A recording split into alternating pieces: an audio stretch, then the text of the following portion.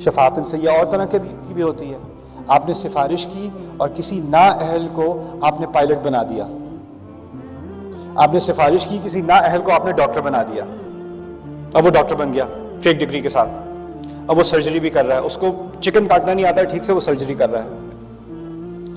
اور جو لوگ اس کے ہاتھوں مریں گے, اور جو بری پرسکرپشنز وہ دے گا, اور جو مرض پھیلے گا, اور جس فیملی میں لاس, اکنامک لاس ہوگا, جو نقصان ریپل ایفیکٹ ہوگا نا اس ڈاکٹر کی وجہ سے, جو نقصان ہوگا اس کا ایک آنسو کا, ایک ظلم کا, ایک تکلیف کا حساب جس بندے نے غلط سفارش سے اس کو ڈالا تھا نا, اس کے کھاتے میں جا رہا ہے. بہت بھاری آیت ہے نا.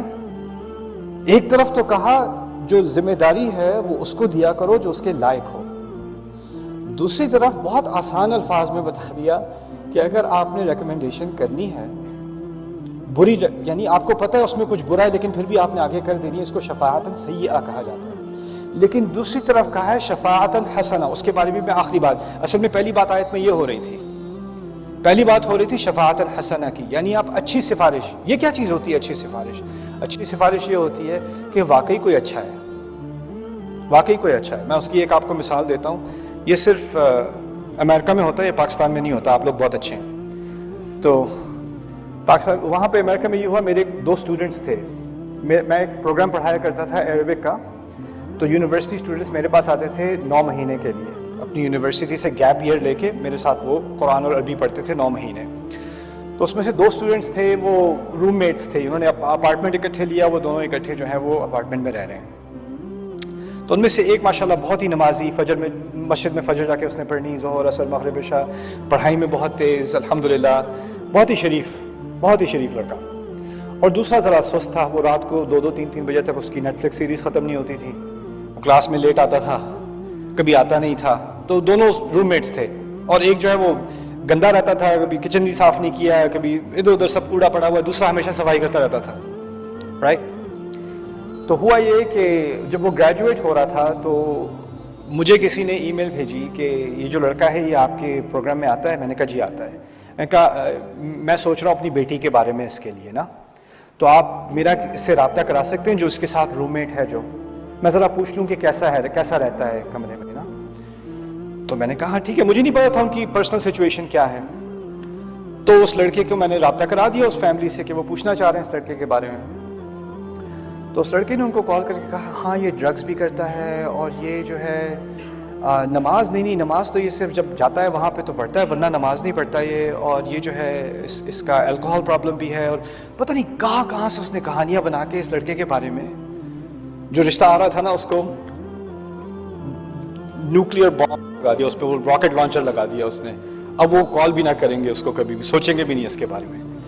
اور یہ لڑکا حیران کہ یہ ہوا کیا. وہ خوش تھا کہ رشتہ آیا ہے, اس کو لڑکی پسند تھی, اس نے کہا کہ اچھی فیملی ہے, تو وہ بھی خوش تھا. استاد ان کی ای میل آئی تھی. میں نے کہا ہاں آئی تھی, میں نے آگے کر دی تھی. ایک دن وہ روتا ہوا آیا میرے پاس, اس نے کیا کیا میرے ساتھ, اس نے ایسا کیوں کیا. میں نے پوچھنے کی کوشش کی تو فادر نے آخرکار مجھے کال کر کے جواب دیا, اور انہوں نے بتایا کہ تمہارا تو یہ مسئلہ ہے, تم تو یہ کرتے ہو, تم تو بہت ہی دھوکے باز نکلے, تم تو مکار نکلے, تم تو یہ نکلے. تو وہ آنسو اس کے نکل رہے ہیں. اس نے کہا اس نے میرے ساتھ ایسا کیا کیوں؟ کیونکہ اس کے اندر ایک انفیریورٹی کمپلیکس تھا نا, کہ یہ کیوں آگے نکل رہا ہے, اس کے ساتھ کیوں اچھی چیز ہو رہی ہے. ایک تو یہ صبح کو جلدی بھی اٹھتا ہے, صفائی بھی کرتا ہے, استاد بھی اس کو پسند کرتے ہیں, ہر کوئی اس کو پسند کرتا ہے, اور رشتہ بھی اس کا آ رہا ہے. یار کچھ تو فیئر ہونا چاہیے, تھوڑا سا ایکویشن بیلنس ہونی چاہیے نا پھر. تو میں چاہ رہا تھا کہ یہ زیادہ ایروگنٹ نہ ہو جائے, زیادہ اس پہ ساری کامیابیاں اس کے سر پہ چڑھ جائیں گی. تو میں نے اس کو تھوڑا زمین پہ لانے کی کوشش کی. یہ جو مینٹیلٹی ہے نا زمین پہ لانا, یہ ہے شفاعتاً سیئہ آلسو. اور یہ ایسا موقع ہوتا ہے کہ آپ شفاعتاً حسنہ کریں, آپ اچھی ریکمنڈیشن کریں. آپ کسی کو, آپ کا کوئی نقصان نہیں ہوگا.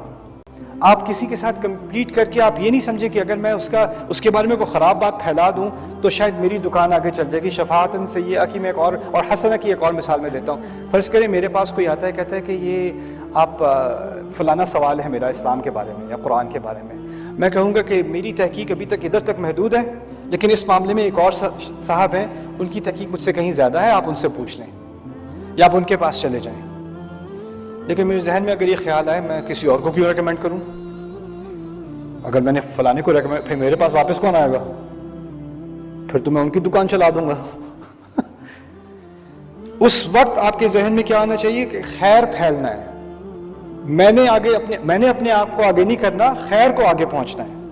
اور خیر اگر کسی اور کے ہاتھ میں ہے، فرض کریں کسی ایسے شخص کے ہاتھ میں جس کو میں پسند بھی نہیں کرتا لیکن اس کی یہ چیز اچھی ہے، میں پھر بھی اس کو ریکمینڈ کروں گا، دیٹس شفاعہ حسنہ۔ ایک ڈاکٹر ہیں، میرے فادر کو بھی انہوں نے ٹریٹ کیا تھا، پتا چلا وہ بہت ہی مین قسم کا آدمی ہے، ٹھیک ہے، لیکن اپنی فیلڈ میں بہترین ہے۔